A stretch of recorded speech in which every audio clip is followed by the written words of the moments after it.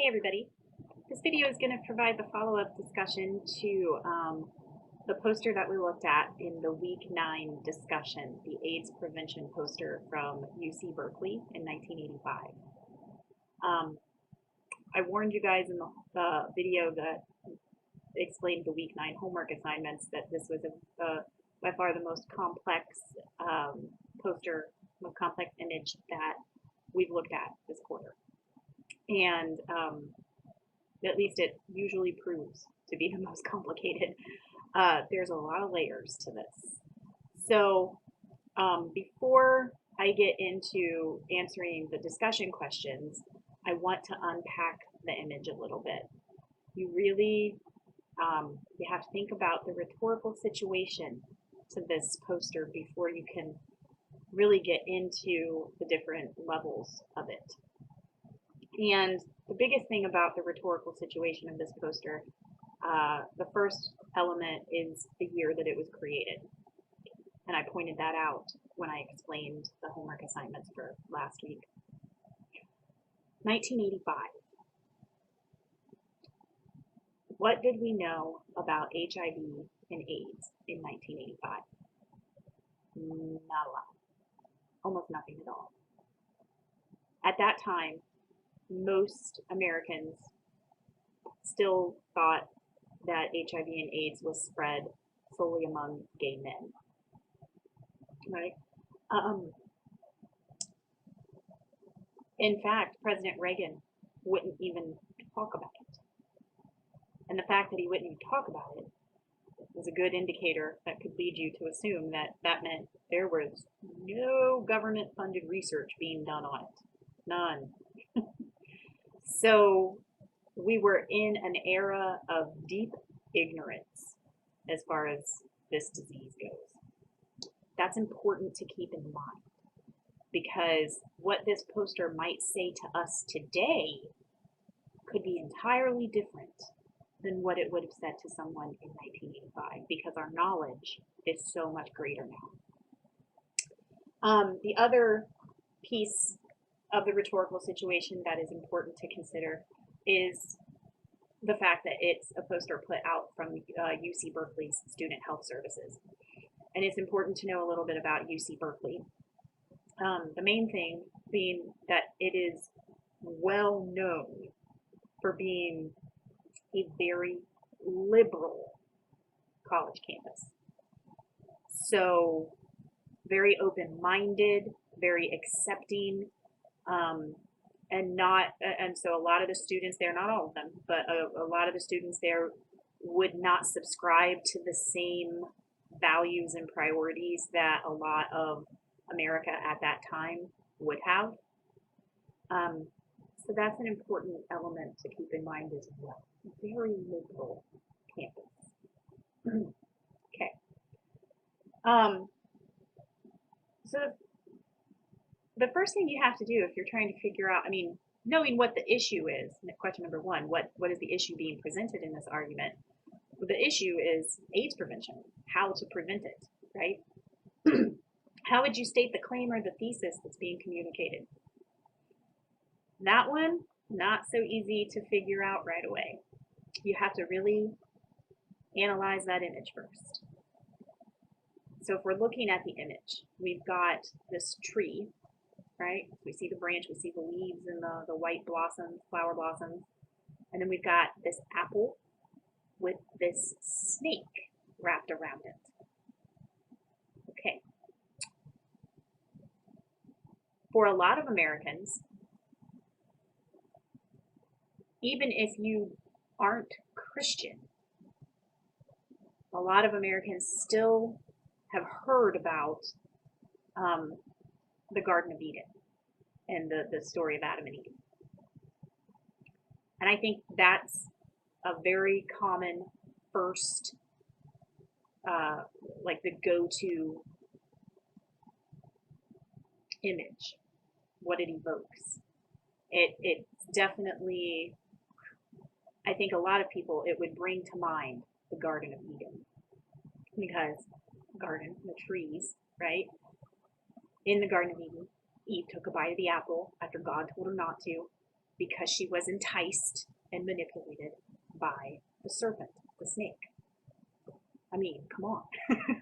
We've got the tree, we've got the apple, we've got the snake.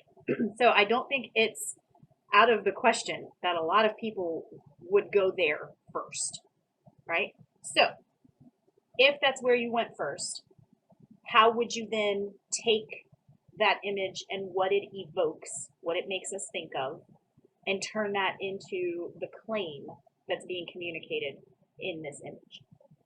Well, the snake and the apple makes us think about the Garden of Eden, which then makes us think about Adam and Eve. And if we're thinking about AIDS prevention, and we're in the mindset of 1985 and how it was assumed that HIV and AIDS was being spread among gay men, then you might say that the claim here is that AIDS prevention can only be achieved if sex is only between a man and a woman. I think that's a fair analysis, initial analysis of that image and how it relates to preventing the spread of AIDS, right? But that's not really taking into account the rhetorical situation, the full rhetorical situation. It makes sense because, 1985, we're still thinking that it's spread among gay men. So that part of the rhetorical situation fits in with that interpretation, right? That if AIDS is only being spread among gay men, the way to prevent it is to make sure that sex only happens between a man and a woman, just like it did in the Garden of Eden, right? Okay. But we're missing one important element of the rhetorical situation there, which is where this poster was created, which was UC Berkeley. Okay, and as I mentioned, very liberal campus. So would a very liberal campus put out a poster that reinforced that type of thinking, that sex was only appropriate between a man and a woman? I'm not so sure that that's true.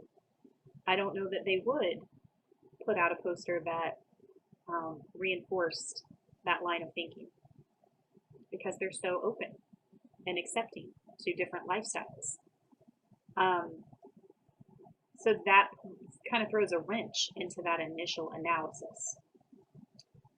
So let's look at this from a possibly more liberal perspective then. If the point is not to say that it's only appropriate for men and women to have sex, what else could it possibly be telling us then? Well, I think you got to look at the apple and the serpent, and this still could go back to what we know of the story of the Garden of Eden. The apple was from the tree of knowledge, and that's why when both Adam and Eve bit from it, they became aware. And that's why then they covered themselves. They were no longer naked. So the apple, the fruit, was from the tree of knowledge. And in this image, that fruit, that knowledge, is surrounded by this snake. So we can't get to that fruit. The snake is preventing us from gaining knowledge. This then could tie into the fact that because it was assumed to be a disease spread only among gay men, and that was not acceptable, that lifestyle was not acceptable at all during those times. Reagan wouldn't even discuss it. There was no government research being done. We had no knowledge. We needed more knowledge, but we can't get to it. The snake is blocking our path to knowledge. So I'm not sure that I can give you exactly what the claim is, because I know that during this time at UC Berkeley, there's another level to this too, where, not only are they more accepting of different lifestyles, but in fact, they probably, quite a few of them probably understood that a man who has sex with another man might also be having sex with women. That could be because that man is bisexual. It could be that that man is on the down low and is in a heterosexual relationship and living up to the expectations of that relationship, but only because he can't be in a homosexual relationship. So I think it's a very interesting dilemma there. this image that it evokes immediately, and that idea of sex only happening between a man and a woman in order to prevent the spread of AIDS, that makes total sense given what we thought we knew about AIDS in 1985. And I think you could stop right there and think that that's what what that poster is saying to us. But when you take in the other elements of the rhetorical situation and you think really long and hard about UC Berkeley, it just is too contradictory. It does not sit well with me to think that UC Berkeley would put out a poster on AIDS prevention that said homosexuality was bad. I just don't think that was happening. So if it's not that, what else could it be? Well, they knew. They knew that if this disease is being spread among gay men, it wasn't going to stay there, because some men who sleep with other men are also sleeping with women.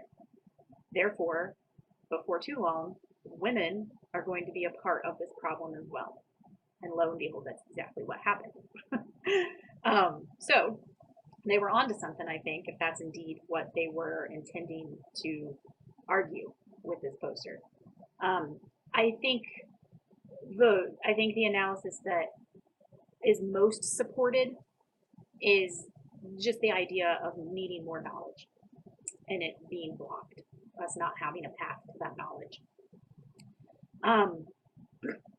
So I think that would be how I would state the claim. It's that AIDS prevention relies on more knowledge. We need to know more about this disease. We need access to knowledge. And there is a snake blocking our path. That would be the government, probably. Who do you think is the intended audience? Well, it's a poster put out by UC Berkeley Student Health Services, so I guess in some ways the primary audience would be students there. But I'm not entirely sure where the poster was displayed.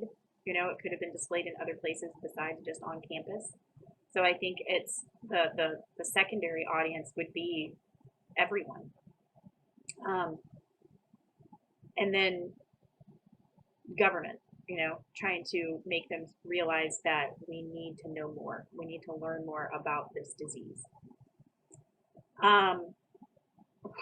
What reasons and evidence are given? I would say analogy is the biggest support, because you're taking that image that evokes, like I said, in many ways, the Garden of Eden. So there's some sort of comparison that's happening there. So analogy, I think, is the best one.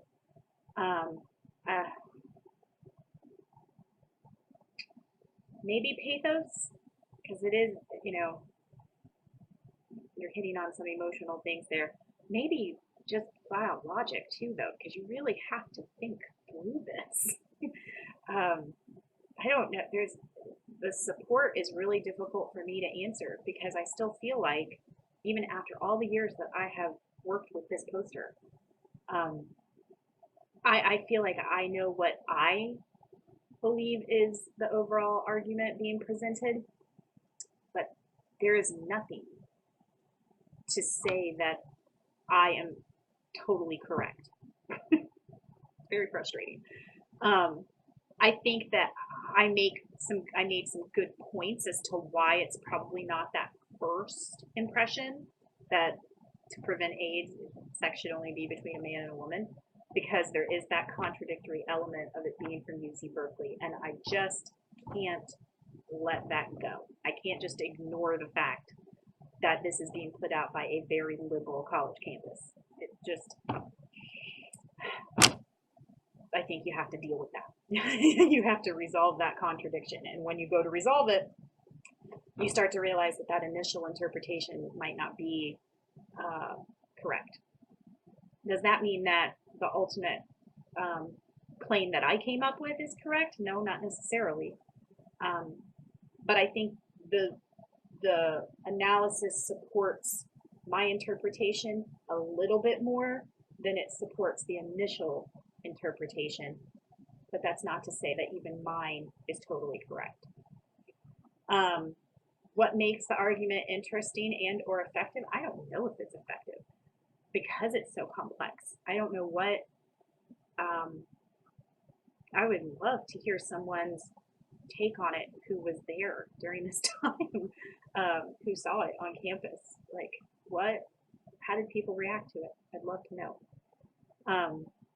It is super interesting to me because of the different layers of the image and what people could take away from it.